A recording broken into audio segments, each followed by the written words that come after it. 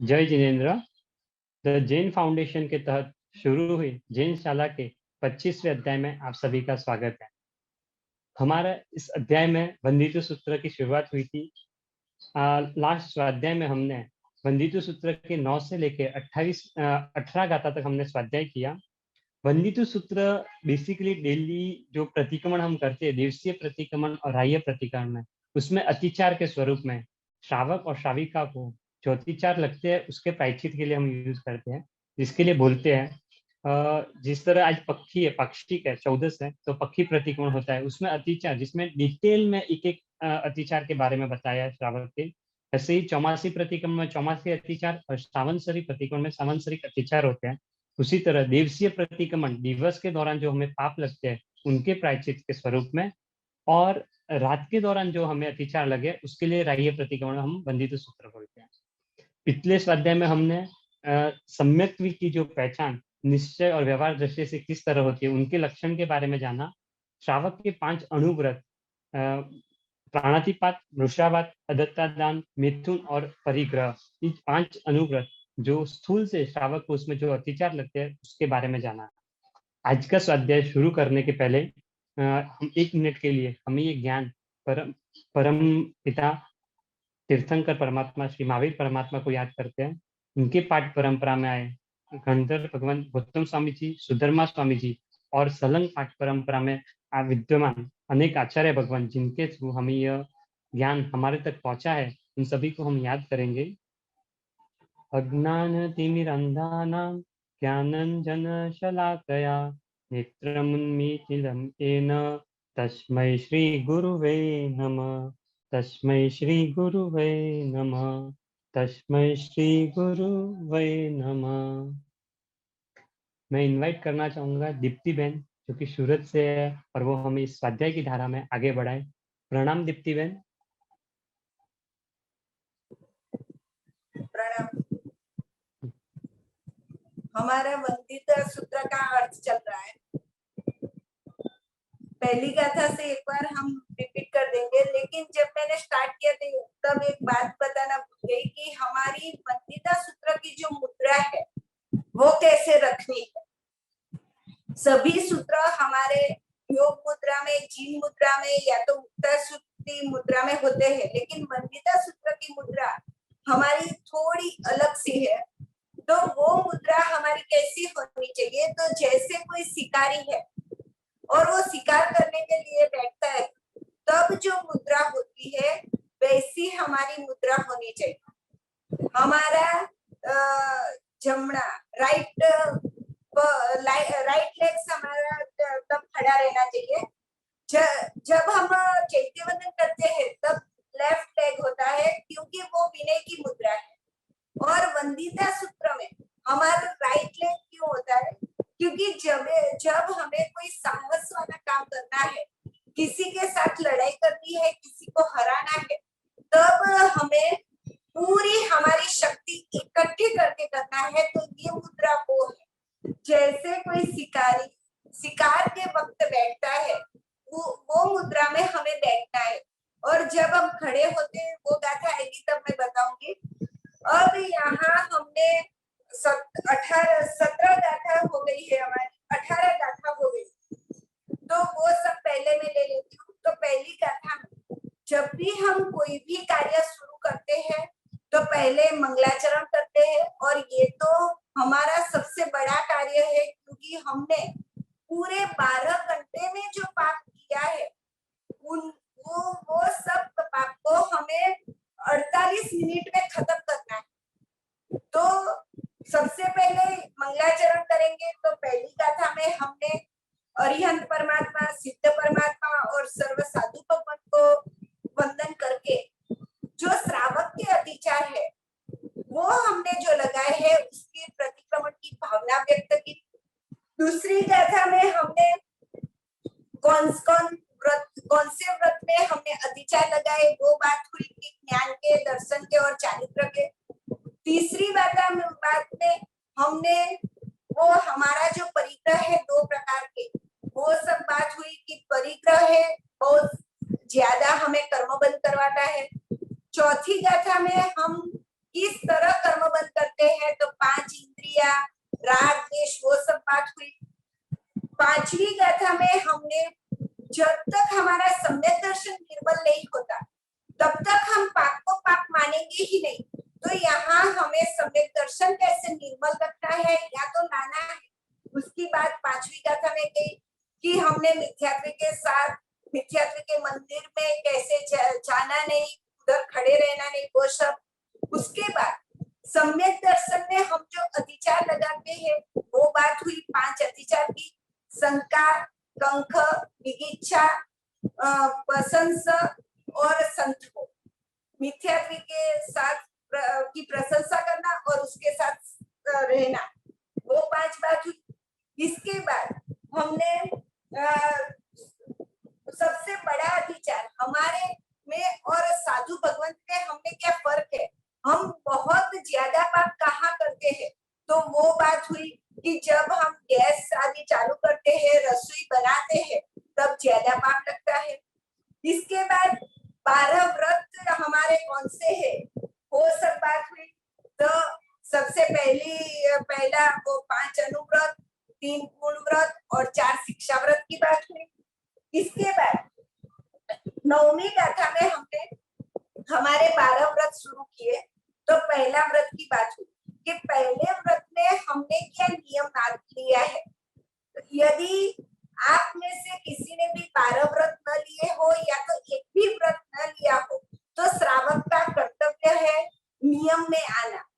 ये नियम हमारे लिए कोई टेंशन वाला नहीं है, लेकिन हमें पाप से बचाने वाला है। तो जो भी हमको अच्छा लगे, जो भी हमें लगे कि ये मैं पालन कर सकूंगा, तो कम से कम एक व्रत तो लेना ही है। तो हमारे लिए पहले व्रत में जो नियम आता है वो कौन सा है, नीर अपराधी, पंचेंद्रिय जीव को मैं नहीं मारती, ये हमारा व्रत है। तो उसमें तो हमें कोई प्रॉब्लम होती ही नहीं है। यदि कोई चोर या डाकू ने आके हमें हैरान किया है या तो कोई शील का प्रश्न है, तो हम मार सकते। नीर अपराधी, जिसने हमारा कुछ नहीं बिगाड़ा, वो पंचेंद्रिय जीव की बात है, इंद्रिय की भी बात नहीं। तो ये व्रत तो हमारे लिए बिल्कुल इजी है। ये व्रत न लेने के कारण से क्या होता है कि हम पूरे इंडिया में सभी को तो नहीं मारेंगे, हमारी शक्ति ही नहीं है। देव नरक की बात तो जाने दीजिए, तो पूरे इंडिया में नहीं।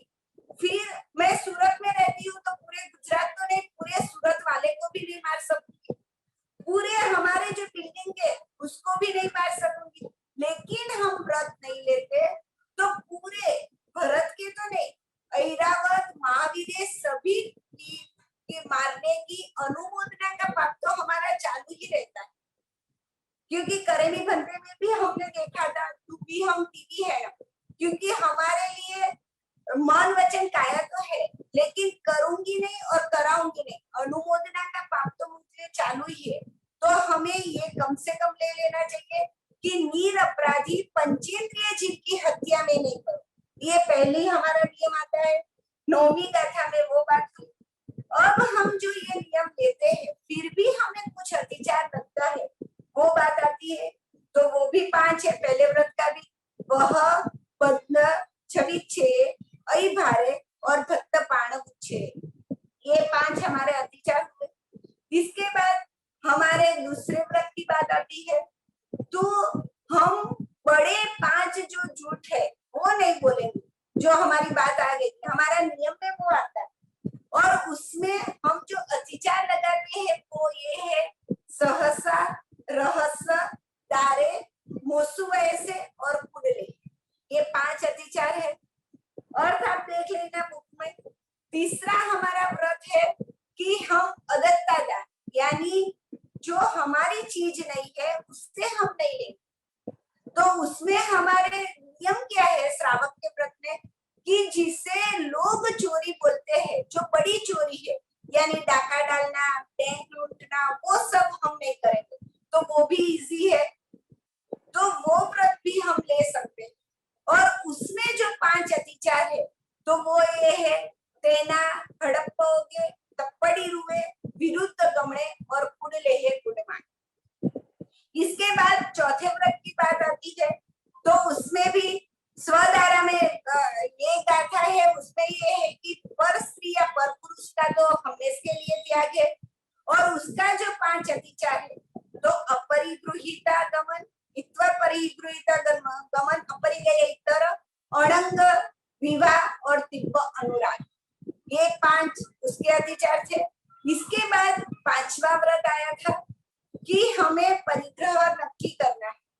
आगे हमें बताया गया कि द्वितीय परिग्रह में वो गाथा में कि परिग्रह सबसे खतरनाक है, क्योंकि ज्यादातर हम उससे पाप मानते ही नहीं, इसलिए यह व्रत में बताया गया है कि परिग्रह का भी हमें व्रत लेना है।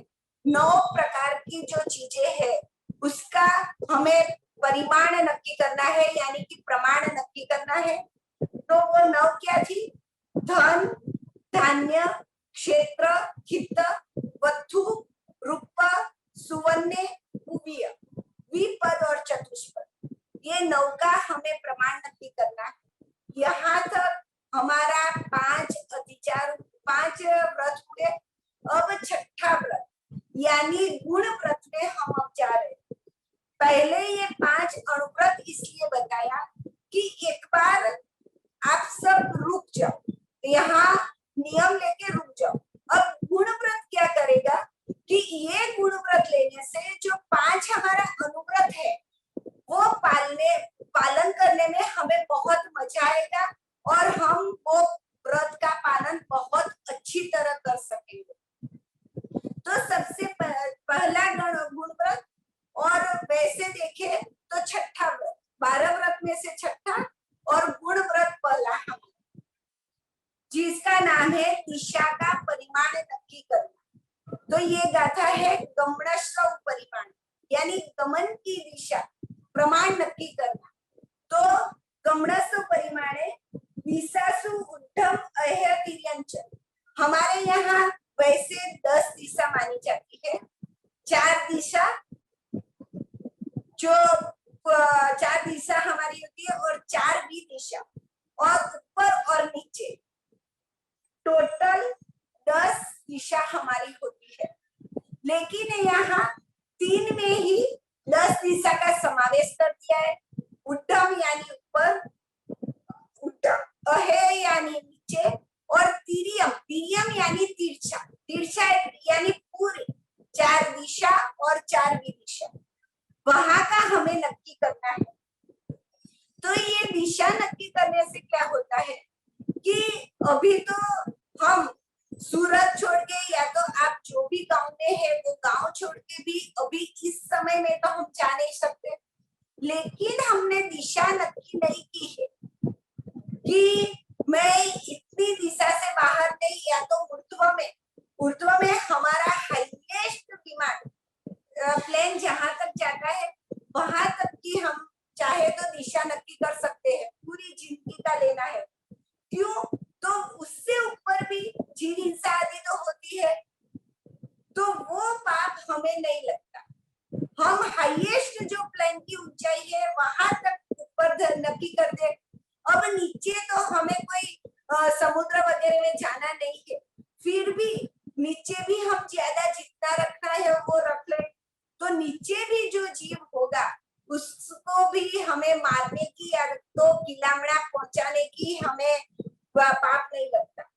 और तिरछी दिशा, तो हमें अभी इंडिया में से 1 साल 2 साल कहीं घूमने के लिए बाहर नहीं जाना है, तो हम नियम ले सकते हैं कि 1 साल तक मैं इंडिया छोड़ के नहीं बाहर जाऊंगी। तो उससे जितनी भी फ्लाइट या जो बाहर देश में जाती है वो सब ऊंचाई पे जब जाती है तो वहां जो जीव हिंसा होती है वो सब हमें नहीं लगती। दूसरा, हमने दिशा नक्की की है, तो जो बाहर जो भी होटलें चलती है वो सब पाप भी हमें नहीं लगेगा, क्योंकि हमें नक्की किया है कि इंडिया छोड़ के बाहर नहीं जाऊंगा। तो बाहर जो भी पापे चल रहे वो सभी से हमें मुक्ति मिलती है जितने समय तक हमने लिया है। तो ये सब हुआ दिशा नक्की करने से। बीच में एक साध्वी जी भवन के पास जब मैं पढ़ रही थी तो बात हुई थी कि हम ट्रेन में कहीं जाते हैं तो 2 दिन लगते हैं और फ्लाइट में जाते हैं तो आधा घंटा 1 घंटा लगता है। तो जो 2 दिन तक जो जीवों की हिंसा होगी ट्रेन में और वो आधा घंटा या 1 घंटे की हिंसा होगी, तो हमें कौन से साधन में जाना चाहिए? तब साध्वी जी भगवान ने बताया था कि ट्रेन में ही जाना चाहिए, क्योंकि जो भी साधन हमें फास्ट पहुंचाता है उसकी स्पीड ज्यादा होती है। तो हमें भी पता है कि यदि हम एक साइकिल से टकराते हैं या तो गाड़ी से टकराते हैं, ट्रेन से टकराते हैं, तो तीनों में हमें ज्यादा दुख, ज्यादा पीड़ा कौन से व्हीकल से होगी? जो जिसकी स्पीड ज्यादा है। तो वो जीव हिंसा होती है 2 दिन तक, लेकिन वो आधे घंटे 1 घंटे में जो जीवो मरते हैं उसको बहुत दुख पहुंचता है। तो इसलिए हमें जो स्लो हो साधन और हमें जल्दी नहीं है वहां पहुंचने की, तो हमें वो ही साधन का पहले लेना चाहिए। अब दूसरी बात, तो मैंने पूछा कि तो हम कार लेके जाए तो ट्रेन से तो कार स्लो होगी। तब दूसरी बात साध्वी जी भगवान ने बहुत अच्छी बताई थी कि जब हम स्पेशली कोई साधन करते हैं तो वो पूरी हिंसा का पाप हमें लगेगा और ट्रेन तो जाने ही वाली है। तो तब क्या नक्की करना, तो स्पेशल साधन नहीं करने का, तब हमें जो जा ही रहा है जो व्हीकल उसमें ही जाना है। तो ये समझना है कि जब हम दिशा नक्की करते हैं तो ये सभी व्हीकल में हम बैठते हैं या नहीं बैठते हैं, फिर भी दिशा नक्की नहीं करने के कारण वहां जो भी हिंसाएं होती है उसकी अनुमोदना का पाप हमें लगेगा, करने का या कराने का नहीं लगेगा। लेकिन हम अभी तक संसार में जो घूम रहे हैं अनुमोदना के पाप से घूम रहे, क्योंकि हम करके कितना पाप कर सकेंगे? पूरे दिन में करना चाहे तो भी कितना कर सकेंगे और करवाना चाहेंगे तो भी कितना करवा सकेंगे। लेकिन जो अनुमोदना का पाप है उससे हमारा संसार बढ़ रहा है और जब भी हमारा मोक्ष होगा तब भी अनुमोदना जिस धर्म की सुकृत की अनुमोदना है उससे ही होगा, क्योंकि हम साधना भी कितनी कर सकेंगे। तो यहाँ ये बात बताना है कि छठा हमारा जो गुणव्रत है वो हमें हिंसा से बचाएगा, चोरी से बचाएगा, सभी चीज से बचाएगा, इसलिए इसे गुणव्रत बोला जाता है। और उसमें भी हमें 5 अतिचार लगता है, तीनों दिशा लेने की, ऊर्ध्व दिशा, अधोली दिशा और तिरछी दिशा।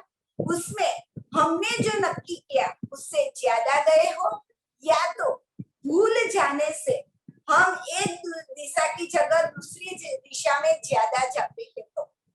तो ये 5 उसके हुए। अब इसके बाद जो हमारा 7वां और 8वां जो व्रत है वो बहुत समझने लायक है और उसमें हमें बहुत सारे जो पाप करते हैं उससे अभी विराम लेना है। तो 7वें व्रत में हमारे यहाँ 3 बात आती है। आज जिसने भी प्रतिक्रमण किया होगा तो पढ़ा होगा। एक तो भोग की बात आती है, दूसरी जो 14 नियम की बात आती है और तीसरी जो बिजनेस हमें नहीं करना चाहिए।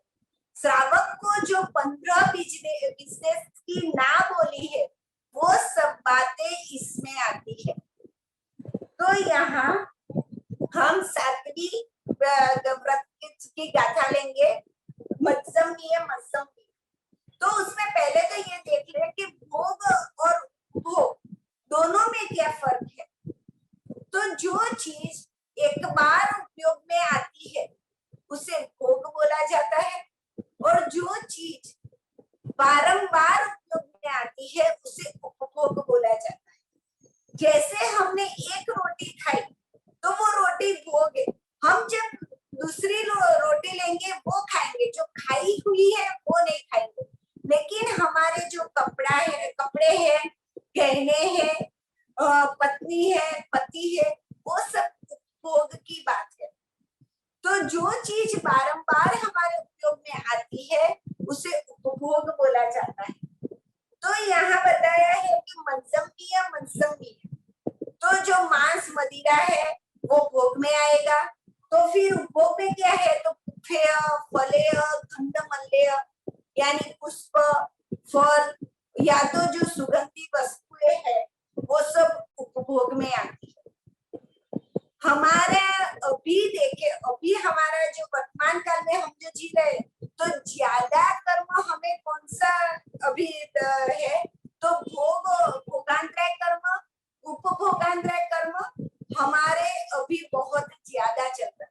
हम देखेंगे कि हमारे जो पूर्वजों थे उसके पास जितनी चीजें थी वो सबका वो भोग या उपभोग कर सकते थे, लेकिन हमारे पास चीजें बढ़ी है हमारे पास, लेकिन हम भोग और उपभोग बहुत कम कर सकते हैं। जैसे हमारे पास गहने पहले से ज्यादा है, लेकिन अभी हम पहन नहीं सकते, चोरी के डर से या तो कुछ भी कारण से। लेकिन पहले जो पूर्वजों थे हमारे दादी, वो सब 5-10 तोले थे, फिर पूरा पहनते ही घूमते थे, शेप की जरूरत ही क्या थी, हमारे गहने तो शेप के लिए है, वही सब रहते हैं। तो ये है। दूसरा, खाना हमारे घर पे जो भी हो पहले से ज्यादा है, लेकिन ज्यादातर खाना कोई बॉडी बढ़ जाने से नहीं खाएगा, कोई किसी को कोई रोग है तो नहीं खाएगा, लेकिन हमारे पूर्वजों सभी चीजें जितनी भी हो वो खा सकते थे, खाने के बाद भी 2-3 रोटी तो ज्यादा खा सकते थे। और अभी हमें खा लिया, फिर कोई बोले कि इतना ले लो तो भी हम नहीं खा सकते। तो हमारा अभी भोगांतराय और उपभोगांतराय कर्म बहुत ज्यादा है। हमें लगता है कि पहले से हम सुखी है, लेकिन भोग की बाबत में और उपभोग की बाबत में नहीं है। आज ही मैं महाराज सर के पास जाके आई, तब बात हुई, महाराज सर को मैंने पूछा कि ऐसा क्यों है, अभी ज्यादातर वो बोले ना, तो ज्यादातर लड़के कुंवारे हैं। पहले 2-3 बीबियां भी होती थी, लेकिन अब ज्यादातर कुंवारे हैं।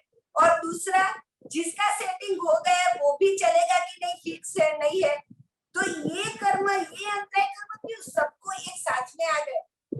तभी भी महाराज सर ने बहुत अच्छी तरह किया कहा, वो वैसे तो उपवर्तनाकरण वो सब की बात है, उदीनाकरण वो सब, लेकिन महाराज सर ने बोला कि हम जितनी भी अभी लड़कियां या लड़के देखने जाते हैं हमारी सगाई के वक्त, तो हमने जब निकलते हैं तो हमारे लिए फिक्स होता है कि अच्छे लगेंगे तो हम कर देंगे, यानी हमारे लिए ना नहीं पसंद तो हम नहीं करेंगे, लेकिन पसंद है तो कर देंगे।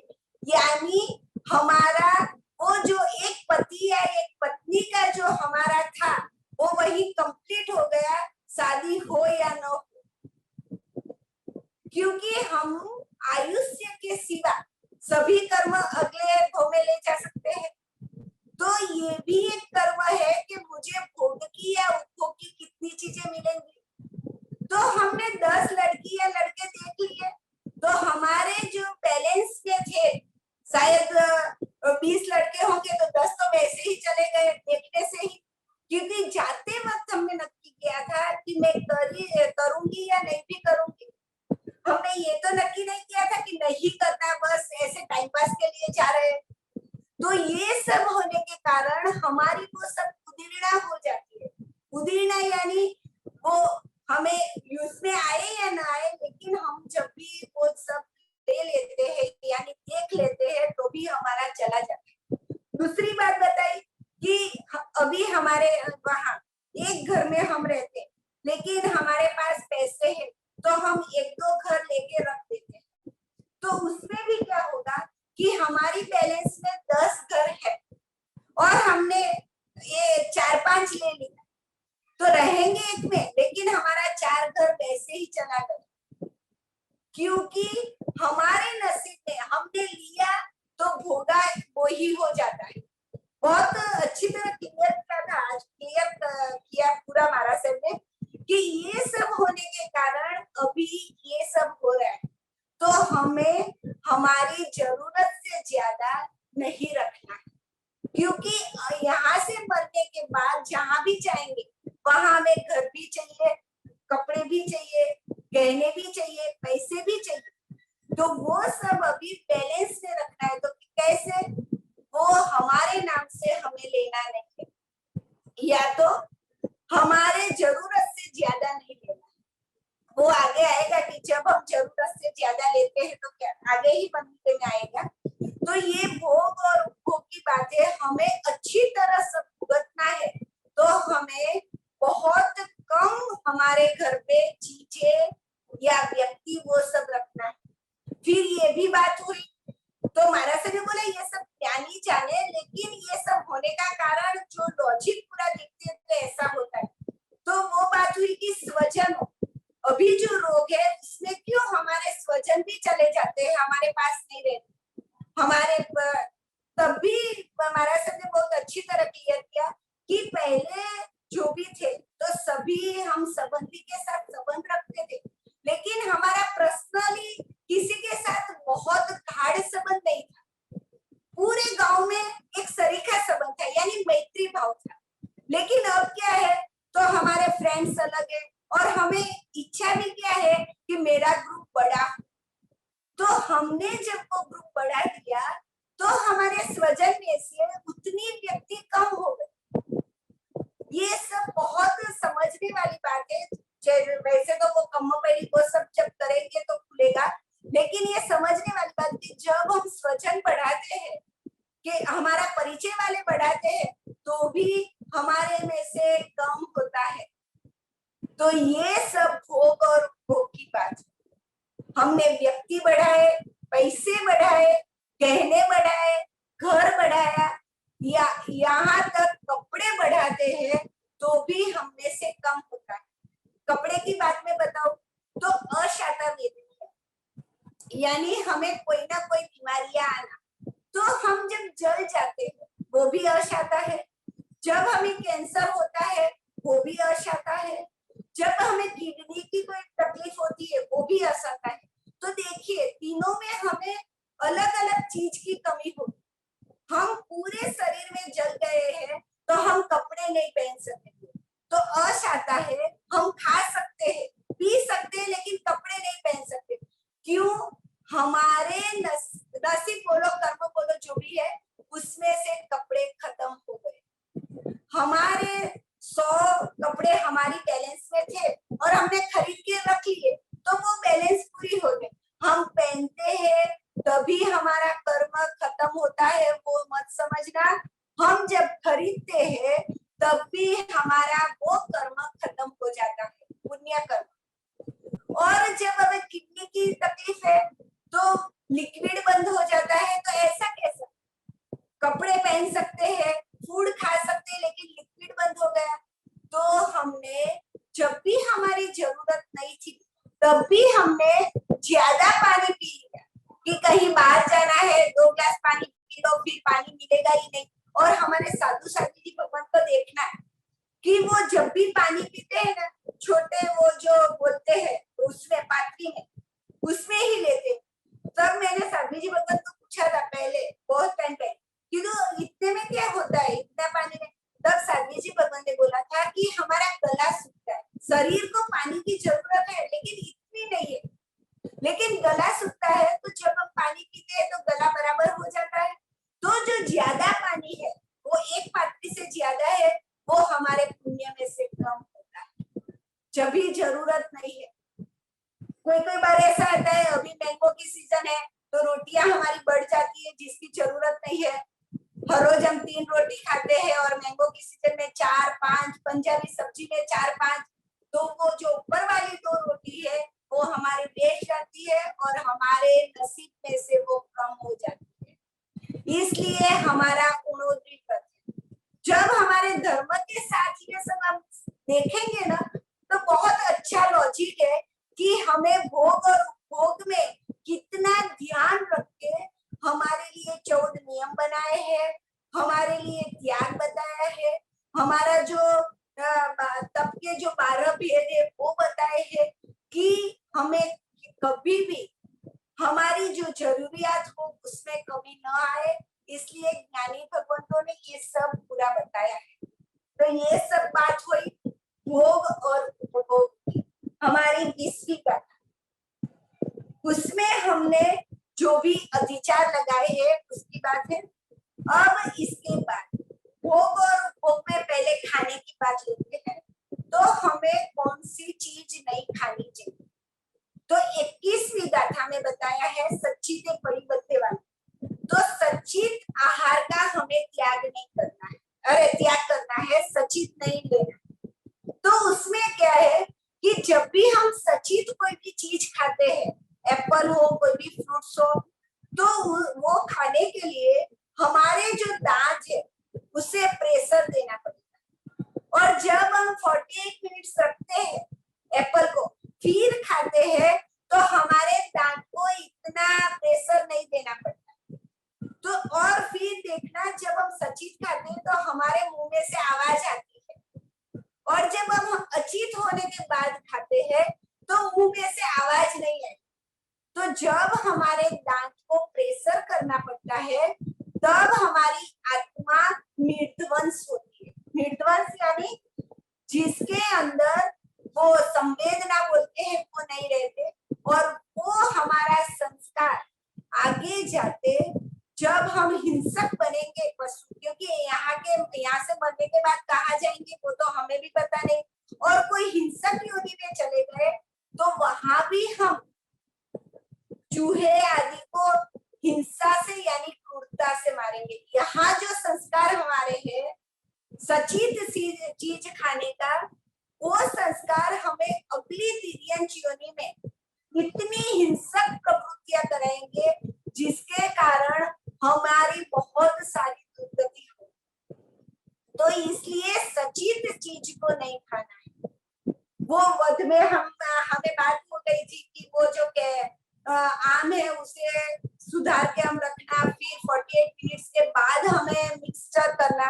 तो वैसे भी हमें नींबू का रस का उपयोग करना है तो पहले निकाल के रख देना, फिर 48 मिनट के बाद इसका यूज करना है। गरम गरम दाल है उसमें हम डायरेक्ट नींबू निचोते हैं तो वो नींबू के जीभ को कितनी विराधना होती है। फिर जब उसे कट करना है तो वो भी ऐसे ही कि बीज उसका जो सीड्स है वो पूरा कट न हो जाए। तो वो सब ध्यान रख के हमें कम से कम जीव हिंसा हो ऐसे करना है। तो पहले सचित चीज नहीं खानी। दूसरा बड़ी बत्ती, बड़ी बत्ती यानी सचित के साथ जो ज्वाइंट है वो चीज भी हम नहीं खा सकते। जैसे आम का रस निकालते हैं फिर इसके अंदर गुठली रखते हैं कि वो काला न हो जाए, तो वो सचित है, और आम का रस 2 घंटे के बाद अचित हो गए, लेकिन वो भी हम नहीं खा सकते। और कोई ऐसा करता हो कि आधा रस फ्रिज में रखता है और आधा रस बाहर रखते कि कोई साधु साधु जी भगवान का लाभ मिलेगा, तो वो रस को भी हम जब खा रहे हैं तब दोनों को मिक्स नहीं करना। साधु साधु जी भगवान नहीं आए, फिर हम खाने के लिए बैठे तो आधी कटोरी वो बाहर वाला लिया और आधी कटोरी फ्रीज वाला लिया, तो उसमें भी हमें दोष लगेगा, पाप लगेगा। क्यों? फ्रीज वाला सचित है, बाहर वाला निर्जीव है, तो दोनों को साथ में करेंगे तो निर्जीव को तो अचित को तो कोई प्रॉब्लम नहीं है, लेकिन जो सचित है उसे किलामना होती है। जैसे हम जिंदा है और सबके पास रख ले वो मरते के पास, तो हमें कैसा होता है? तो वैसे अंदर वाला जो है वो सचित है, बाहर वाला अचित है। तो जो सचित के साथ हो वो भी चीज नहीं खा सकते। पहले तो सचित नहीं, दूसरी सचित के साथ वाली, तीसरी सचित परिबद्धे अपोल यानी आधी पकी हुई। आधी पकी हुई यानी हम ककड़ी होती है, वो अमुक सब्जी ऐसी होती है जिसे हम आधी पकाते हैं और आधी कच्ची रखते हैं, तो वो सब भी हम नहीं खा सकते क्योंकि उसमें भी अभी तक जीव होता है। साध्वी जी भगवान या गुरु भगवान पौधने के लिए आते होंगे तो पूछते होंगे कि ये सब्जी पूरी सीज गई है यानी पूरी चढ़ गई है, क्योंकि उसमें जो थोड़ा भी कच्चापन है तो वो अचित नहीं होता। चौथी बात सचित बड़ी बदे अपोल, फिर दुक्कोलियम। दुक्कोलियम यानी मिचम दुकड़म पहले जो है वो नहीं पकी हुई यानी कच्ची, और दूसरी जो है वो आधी पकी हुई। अपोले यानी कच्ची और दुक्कोलियम यानी आधी पकी हुई। तो आपको प्रश्न होगा कि वो सचित में ले लिया होता तो, सचित यानी वो भी नहीं पका हुआ, लेकिन सचित में सब्जी के अलावा भी पानी आता है, फिर वो हम फ्रिज में रखी हुई चीजें आती है, तो वो सब सचित है, इसलिए वो सचित। और यहाँ सब्जी की बात नहीं आई। किसी को ऐसी होती है कि कहाँ जाते हैं तो वो वहां गेहूं होते हैं तो वो चखते हैं, मुंह में डाल देते हैं, तो वो सब सचित में चले। तो कच्ची या आधी पकी हुई। इसके बाद तुच्छो सही बखणिया यानी तुच्छ फल जिसे हम बोलते हैं। तुच्छ फल का दो अर्थ लेना है, जिसमें खाना कम और फेंकने लायक चीज ज्यादा हो उसे भी तुच्छ फल बोलते हैं। दूसरा, जिसमें हम खाते हैं लेकिन हमारा पेट नहीं भरता उसे भी तुच्छ फल बोले जाते हैं। और तीसरा, जिसको कोई नहीं खाते वो चीज हम खाते हैं उसे भी तुच्छ फल बोलते हैं। तुच्छ फल यानी, और हाँ एक ये बात बता दूं कि हम जो सीताफल आते हैं वो खाते हैं या तो अभी वाटरमेलन खाते हैं, बराबर। जब हम बीज के साथ खाएंगे, फिर बीज तो बाहर निकालेंगे, पूरे खाएंगे नहीं, तो वो बीज हम मुंह में से जब बाहर निकालते हैं और डस्टबिन में फेंकते हैं तो उसमें 48 मिनट्स के बाद समूचिम जीव उत्पन्न हो जाता है। तो कोई कोई फ्रूट में ऐसा भी होता है, इसलिए हमने सब निकाल के अचित करके खाना चाहिए। जैसे हम निकालेंगे फिर डस्टबिन में डालेंगे, फिर वो सब होगा। यदि आप ऐसे खा ही रहे हो तो जो बीज आप मुंह में से निकालते हो उसे पूरा धो देने का पानी लेके, वो पानी पी जाने का, और फिर वो बीज को सुखा के फिर फेंकना। तो ये पाप हमें नहीं लगता, क्योंकि ये भोग और उपभोग की और 8वें व्रत की जो बातें हैं वो सब हम कर सकते हैं, ऐसी है।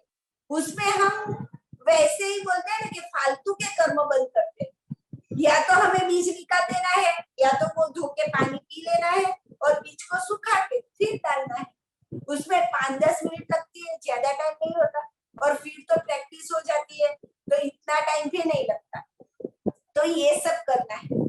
तो ये हुआ तुच्छ फल। तुच्छ फल यानी जो भी चीजें हम फेंकते, फिर वो क्या बोलते हैं, वो सरगवा की जो सींग आती है उस वो भी कोई संभार आदि में डालते, फिर चूसते फेंक देते हैं, तो उसमें भी वो जीव उत्पन्न होते हैं। तो वो सब भी तुच्छ फल में लिया जाता है। जिसके बाद जो खाने के बाद ज्यादा जीव हिंसा हो उसे भी तुच्छ फल बोलते हैं। जिसमें खाने का कम और फेंकने का ज्यादा है उसे भी तुच्छ फल बोलते हैं। और जो खाने से पेट नहीं भरता लेकिन हम चीजें यानी जीवों को मारते हैं उसे भी तुच्छ फल बोलते हैं। तो ये 5 हुए खाने की बाबत में। सचित नहीं खाना, सचित के साथ जो जॉइंट है वो बड़ी बद्दे नहीं खाना, अपोल यानी कच्चा नहीं खाना, दुक्कोलियम यानी आधा पका हुआ नहीं खाना, और तुच्छो सही यानी तुच्छ फल नहीं खाना। तो ये खाने की बाबत का 5 हुआ। अब इसके बाद 15 तरह के जो हमारे बिजनेस है वो हमें नहीं करना चाहिए। अधिचार में तो आज आया ही होगा इंगाली वन साड़ी से। तो पहला हमारा है इंगाली यानी अंगार कर्म। अंगार कर्म यानी जिसके अंदर बड़ी बड़ी भट्टियां जलती हो, या तो भट्टियां न हो लेकिन टेवकाई की विराधना यानी बिजली जो जहाँ ज्यादा होती हो, तो वहां का कोई भी श्रावक वो बिजनेस नहीं करे। जैसे कुम्हार का धंधा है, या तो वो पॉपकॉर्न वो सब फोड़ते हैं वो धंधा है, या तो बड़ी बड़ी फैक्ट्रियां है, फिर डायमंड की हो, टेक्सटाइल में हो, वो कोई भी हो। क्योंकि वहां जहां भी ज्यादा हिंसा है वो बिजनेस श्रावक के लिए वर्ज्य है। तो पहले अंगार कर्म, अंगार कर्म यानी इंगाल, जिसके अंदर देवकाई की विराधना होती हो वो धंधा बिजनेस श्रावक नहीं करते। दूसरा वन, वन यानी वन कर्म, वन कर्म यानी लकड़े पूरे जंगल खरीद लिया, या तो अभी अभी होता है ना कि पूरी वो बाड़ी खरीद लेते हैं, उसमें जो भी फ्रूट्स होता है, या तो फार्म हाउस जो हमारे है, तो उसमें भी क्या होगा कि जो पक्का तो है वो तो है ही, वहां हम किराए पे देते, लेकिन वहां हमें गार्डन वगैरह भी रखना पड़ेगा। तो जो वन का है यानी पूरी लकड़े के धंधा या ऐसा कोई फार्म का धंधा वो भी श्रावक नहीं करते। तीसरा पहले अंगार का फिर वन का, क्योंकि उसमें देवकाई की हिंसा है, इसमें वनस्पति काय की हिंसा है। अब इसके बाद साड़ी, साड़ी यानी सटक कर्म के जिसके अंदर जो भी हमारे व्हीकल्स है वो बेचने का धंधा नहीं करेंगे, यानी जो स्कूटर कार वो सबका वो मॉल होता है बड़ा शोरूम वो सब नहीं करेंगे, यानी बनाने का भी नहीं और वो बेचने का भी नहीं, क्योंकि उसमें भी त्रस्ताई की जीव हिंसा होगी। पूरी है जो भी गाड़ी खरीद देंगे वो सब पूरे रास्ते में चलेगी तो वो हिंसा होगी।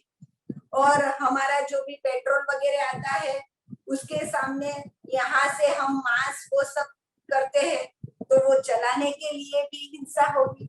इसलिए सबसे पहले अंगार कर्म यानी देवकाई की हिंसा वाला नहीं, दूसरे में वन कर्म यानी वनस्पति काय की हिंसा वाला नहीं, और तीसरा सटक कर्म जिसमें व्हीकल का नहीं। उसके बाद भाड़ी यानी स्फोटिक कर्म, भाटिक कर्म यानी हम जो किराए पे देते हैं गाड़ी बस वो सब हमारी जो किराए पे चलती है ट्रैवल्स का, वो भी नहीं करेंगे, वो व्हीकल बेचेंगे तो नहीं, लेकिन चौथा कौन सा कि वो ट्रैवल्स का धंधा भी हमारा नहीं होता। कोई कोई बोलते हैं और कोई तो नाम भी रखते हैं जैन ट्रैवल्स, और हम अभी वो चल रही है ना हिना टूर्स और ट्रैवल्स, तो कि वहां तो पूरा जैन खाना मिलता है ये है, लेकिन जो हमें उसमें फैसिलिटीज जैन तो उससे कुछ लेना देना नहीं है, इससे आपने अच्छा कार्य कर दिया वो नहीं माना जाता, लेकिन हमें जो बिजनेस की ना है वो जब करते हैं और फिर उसमें जैन फैसिलिटीज देते हैं तो वो भी पाप का ही धंधा है। तो टूर्स ट्रैवल्स का नहीं होना चाहिए। फिर इसके बाद साड़ी भाड़ी, फिर फोड़ी यानी स्फोटिक कर्म कि जिसके अंदर कुआं आदि खोदना पड़े, यानी कि इंजीनियरिंग का धंधा, जहां श्रावक जब अपना घर बनाता भी नहीं वो रेडी मकान लेता है, वो रेडी बंगलो खरीदता है, तो जब ये धंधा करना है तो कैसे कर सकेंगे हम? बिल्डर्स का भी नहीं चलता, हमें हमारा घर नहीं बनाना, क्योंकि वो बनाने के लिए जब पानी वो सब है वो छाने बीने का होगा, उसके अंदर जो रेत वो सब आएगी वो पृथ्वी का ही जीव है, और जब वो खड्डा खोदते हैं वो मकान के लिए तो उसमें कितने त्रसीव होते हैं, लील फूक होती है, फिर पानी डाले रखते हैं तो वो सब भी उसमें कादव कीचड़ होके नए जीव उत्पन्न होते हैं। तो ये सब के लिए ये 5 पहले बताए, इंगाली वण साड़ी भाड़ी फूल, यानी अंगार कर्म, वन कर्म, सटक कर्म, भाटिक कर्म और स्फोटिक कर्म। और अभी की भाषा में बोले तो देवकाई की जीव की हिंसा होती है वो यानी अग्निकाय वाला नहीं, फिर वन यानी वनस्पति काय वाला नहीं, फिर वो व्हीकल वाला यानी त्रस जीवों का नहीं, और वो भाड़े देने के लिए यानी किराए पे देने का वो भी नहीं, और इंजीनियरिंग का धंधा नहीं करना चाहिए। ये 5। इसके बाद अब बताते हैं दंत लख रस केस विष विषय। दंत यानी हाथी दांत वो सब जो आते हैं उसका भी नहीं करना चाहिए। क्यों? जब कोई भी चीज की डिमांड बढ़ जाती है तो वो हाथी को मरे हुए हाथी का ही दांत निकालेंगे ऐसा तो नहीं होगा। जब हाथी दांत की डिमांड बढ़ेगी तो जिंदा हाथी को भी वो परेशान करके निकाल देगा। इसलिए ऐसे कोई भी व्यापार नहीं करना जिसमें कोई भी जीव को परेशानी हो, कोई भी जीव को दुख हो। तो ऐसे हाथी दांत का नहीं। फिर लख, लख यानी लाख। लाख जो आता है कि वो घर वगैरह को सील करके तब ऊपर जो लगाते हैं, क्या बोलते पता नहीं, वो लाख की जो चीजें आती है उसका भी नहीं करना चाहिए, क्योंकि उसमें किसी जीव की हिंसा नहीं है। लेकिन उसको जब हम कर्म करते हैं फिर ही उसमें से चीजें बनती है, तो उसमें अग्निकाय का जीव मरता है, यानी लाख की कोई भी चीज की नहीं करना। उसके बाद रस, रस यानी घी, तेल, गोल, गुड़, ये सब का नहीं करना। क्योंकि ये व्यापार में क्या होगा कि जब हमारा घी में कोई भी चूहा आदि गिर जाता है, जिसके यहाँ किराने की दुकान होगी या देश में दादा आदि की होगी तो देखा होगा कि पूरा घी का डब्बा पड़ा है और हमारे गांव में तो चूहे बहुत ज्यादा होते हैं तो वो आके घी के डब्बे में गिरते हैं, तो पूरा घी तो फेंक नहीं देंगे। जब हमारा व्यापार है तो खाने का है तो हम फेंक देंगे, लेकिन व्यापार है तो फेंकेंगे नहीं, तो घी वो चूहे को निकालेंगे। और कोई कोई तो ऐसा भी होगा पूरा घी ऐसे निचोड़ देंगे वो चूहे में से। तो ये जो चूहा वगैरह मरा यानी रस, यहाँ किराने का व्यापार की ना नहीं लिखी, वैसे तो वो भी नहीं होता, लेकिन यहाँ रस इसलिए लिखा है कि जो घी, तेल और गुड़ होता है वो जब है उसमें जीव हिंसा ज्यादा होती है। जब पूरा अब गुड़ का 10 किलो का लाएंगे तो पता चलेगा कि कहीं कहीं कोई बार वो चींटी होती है, वो मकड़ी होती है, वो चिपक जाती है। जब रस होता है गुड़ का फिर पूरा गुड़ तो होगा ना, तो उसके अंदर आ जाती है तो चिपकी हुई होती है, हम निकाल के फिर हमारे डब्बे में रखते हैं, लेकिन वो मरी तो है। इसलिए रस वाली चीज, घी, तेल, गुड़ ऐसा नहीं करना। ये सब बातें यही है कि जिसमें जीव हिंसा ज्यादा है वो सब नहीं करते। तो दांत का, फिर लाख का और रस का। इसके बाद केस, केस यानी बाल का। कोई पशु पक्षी का बाल का हो या तो पशु पक्षी को बेचने का, दोनों ले लेने का, पशु पक्षी को बेचने का या तो पशु पक्षी के बाल का। क्योंकि वहां भी वही होगा, जहां भी जब डिमांड ज्यादा होती है तब जिंदा पशु को भी हम हैरान करते हैं, परेशान करते हैं। तो ये सब, और अभी तो वो जो छोटे छोटे बच्चे होते हैं उसके अमुक जो कपड़े होते हैं उसमें भी वो रुच्छे रुच्छे वाले बहुत ज्यादा पसंद आता है सबको, तो वो सब पहनाते हैं। तो उसमें भी कोई ना कोई बाल का ही उपयोग है, तो ये सब नहीं करना। और इसके बाद विष विषय, विष विषय यानी जिसे हम विष यानी जहर बोलते हैं, और इसके साथ मेडिकल का धंधा भी नहीं करना। हम अभी देख ही रहे जो मेडिकल वाले हैं क्या कर रहे हैं, अभी जो इंजेक्शन वो सब नहीं लिखते तब, क्योंकि जहां भी ये जो हम भी व्यापार करते हैं वहां सब जब भी हमें जरूरत होगी या हमारी लालच बढ़ेगी तो डायरेक्ट हम वो जीव के पर अटैक करेंगे। अब जो इंजेक्शन वो सब बहुत ज्यादा में बिकते हैं, और तो क्या होता है, और बीच में तो बात आई थी कि वो गलत इंजेक्शन दे दिया, तो वो सब क्या हुआ, जब पैसे की लालच बढ़ी तो वो रॉन्ग किया, और वो सीधा अटैक किसके पर हुआ, जो भी बीमार आदमी थे। यानी डायरेक्ट जीव पे जो अटैक होते हैं ऐसे भी धंधे नहीं करते। पहले में जीव हिंसा वाली बात थी, इसमें कोई बार जीव हिंसा कम है, लेकिन जब हमारा स्वार्थ बढ़ता है तब ये सब जीव हिंसा हम ज्यादा करते हैं। कोई बार तो ऐसा बनता है कि वो नमकीन वो सब हम पहले जैन पद्धति से शुरू करते हैं बेचने के लिए, लेकिन अब हमारा नाम फेमस बस हो गया, हम पूरा कवर नहीं सकते, फिर रात को भी बनाए।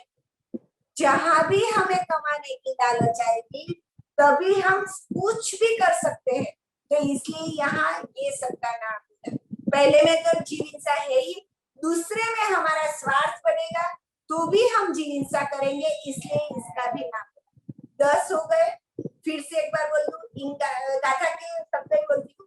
इंगाली वण साड़ी भाड़ी फोड़ी, दंत लख रस केस विष विषय। तो ये 10 हुए।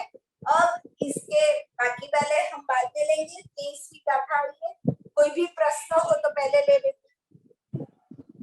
दीप्तिबेन, बहुत ही सुंदर तरीके से आपने समझाया। पार्टिसिपेंट में से किसी को भी क्वेश्चन हो तो वो पूछ सकते हैं। क्वेश्चन है आज, एक सेकंड। वैशाली बहन, आप पूछ सकते हैं दीप्तिबेन से क्वेश्चन। प्रणाम। प्रणाम। हाँ, आपने बोला कि भोगोपभोग में जो सत्ता में पड़े हुए पुण्य में से अपना कम हो जाएगा। हाँ, अभी हम नया पुण्य तो सतत ऑलमोस्ट चालू ही रहता है, तो उसको कैसे घटाएंगे? आवाज। पुण्य पड़ा है उसमें हाँ, से अपना कम हो जाएगा। एग्जाम्पल कपड़ा है या खाना है या जो भी, तो अपन हाँ, नया पुण्य भी हम सामने सतत बांध ही रहे हैं, हम कमा ही रहे नया पुण्य, तो उसको बराबर। कैसे घटाएंगे अपन? मतलब हाँ, बता दी। हम जितना पुण्य खर्च कर रहे हैं, आप भी अभी देख रहे होंगे कि हम पूरे 12 घंटे में, क्योंकि 12 घंटे तो हमारे सोने नहीं जाते, तो 12 घंटे हम जब जगते हैं तब हम ज्यादा पुण्य कमाते हैं या तो ज्यादा पुण्य वेस्ट करते हैं, यानी खर्च करते हैं। तो हम देखेंगे कि हमने 4 ड्रेस नहीं खरीदे, लेकिन 4 ड्रेस किसी को दिए नहीं है। होते हैं, ऐसा नहीं, जैन शासन में बहुत ऐसे रत्नों है जो देते भी है, लेकिन हमें हमारी देखना है कि मैंने 4 ड्रेस आज खरीदे तो मैंने 4 ड्रेस किसी को दिए नहीं है, तो मेरी बैलेंस में से तो कम ही होगा। हम कमाते बहुत कम है और खर्च ज्यादा करते हैं, इसलिए ऐसा होता है। और जो दोनों समान करते हैं उसको तो प्रॉब्लम है ही नहीं। हाँ जी, धन्यवाद। और एक क्वेश्चन था कि ये अपना जो बिजनेस है, तो कौन सा बिजनेस अच्छा है? ऑलमोस्ट सारे क्षेत्र बंद हो गए, तो कौन सा करने योग्य है? हमें कौन सा करना चाहिए वो? हाँ, यस यस दीप्ति बहन, इनका क्वेश्चन है, ये मेरा भी क्वेश्चन था कि आपने जो 10 बिजनेस बताए उसमें ऑलमोस्ट सब कवर हो जाते हैं कि ये नहीं करना है, वो नहीं करना है, तो ऐसा कौन सा बिजनेस है जो हमें करना चाहिए फिर? हाँ, तो हमारे यहाँ यदि हमें डायमंड का करना है तो फैक्ट्री नहीं चलाएगी, लेकिन जो डायमंड बन के आते हैं, जो दलाली का धंधा है या तो हमें जो डायरेक्ट बेचना है, तो वो करने का। क्यों?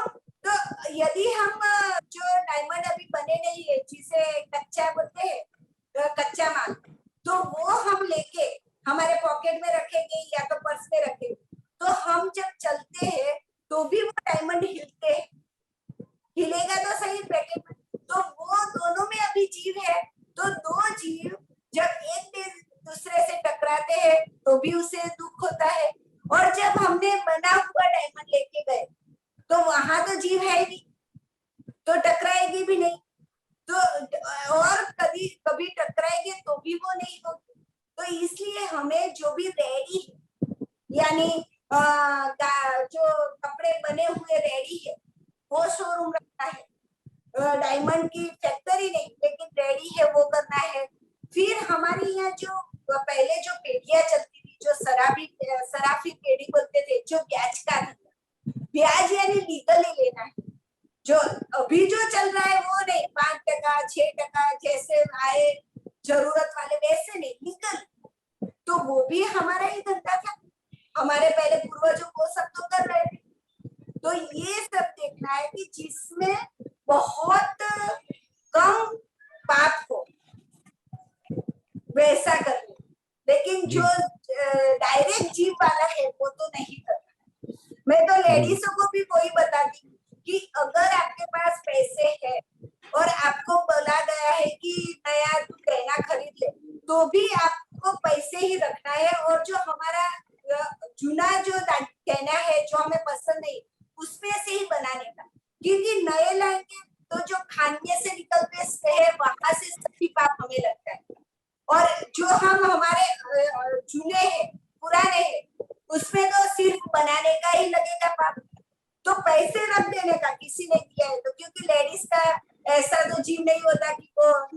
मिलेगी वो तो लेना ही चाहेगी, लेकिन लेके रखना, लेकिन वो हिंसा नहीं करना।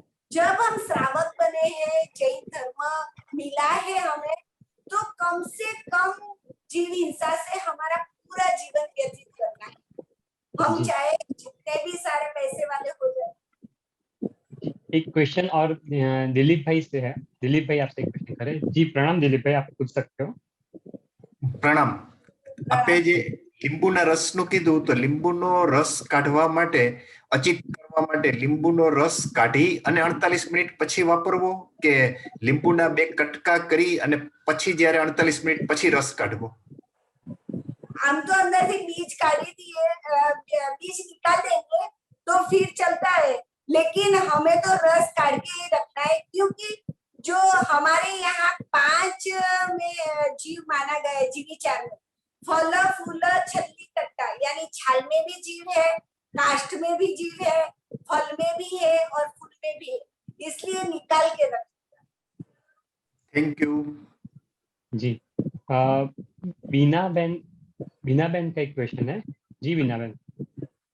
प्रणाम दीप्ति बहन।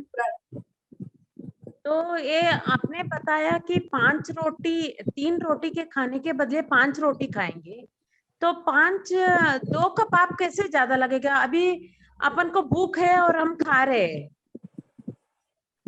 मैं एक बात बताऊं, हाँ। हमारी जो 5 रोटी की है ना, वो कभी कोई बार ही होती है, लेकिन सडनली जब हमारी हमें अच्छी लगने वाली सब्जी आ जाए, या तो हमारे यहाँ वो मैंगो का आ जाए, तो हमारी सडनली जो भूख बढ़ जाती है ना, वो हमने बढ़ाई है।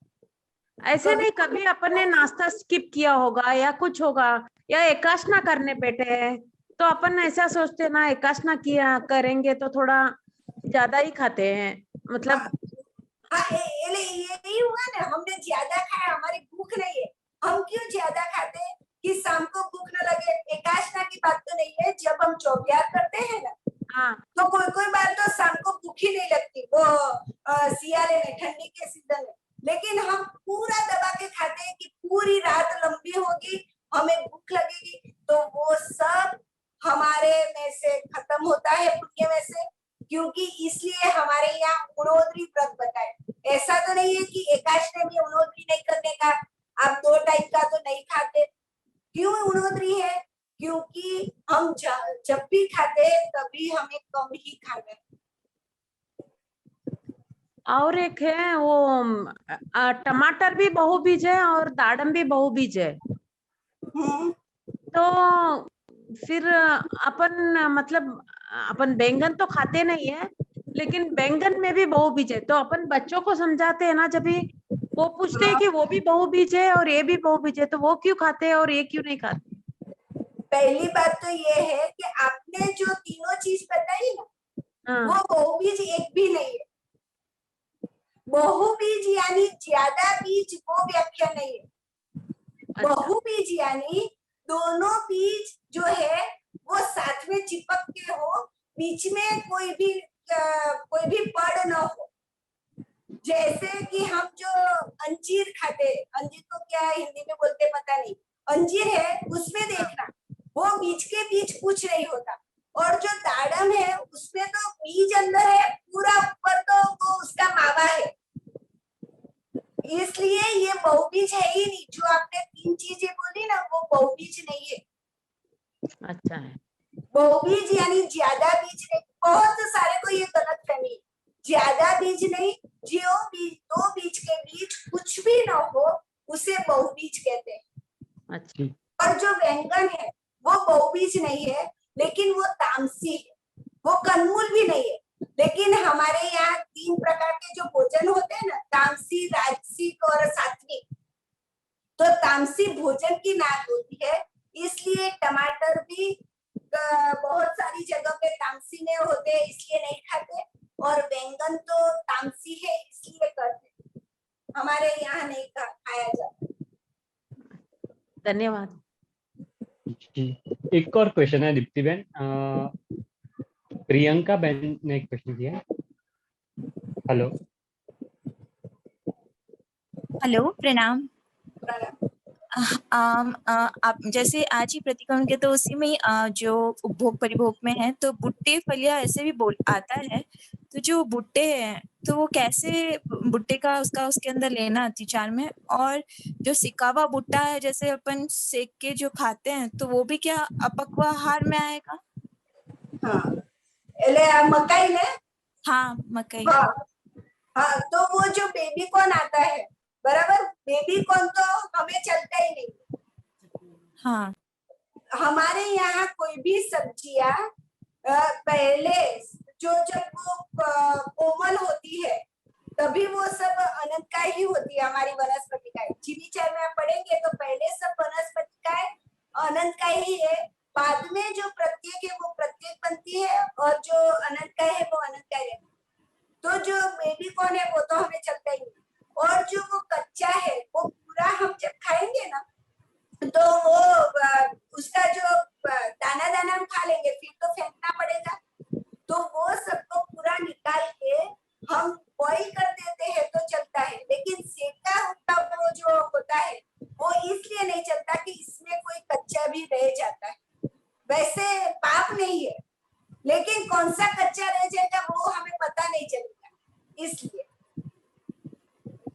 Okay thank you. Deepti Ben एक और क्वेश्चन है भारती बेन शाह का। હા હેલો પ્રણામ। प्रणाम। जी હા આપણે આમાં બારકોલી વપરાવાય બારકોલી हाँ ફ્લાવર ગ્રીન કલર ની ફ્લાવર જેવી કોબી આવે છે ને, બારકોલી ઈ વપરાવાય આપણાથી?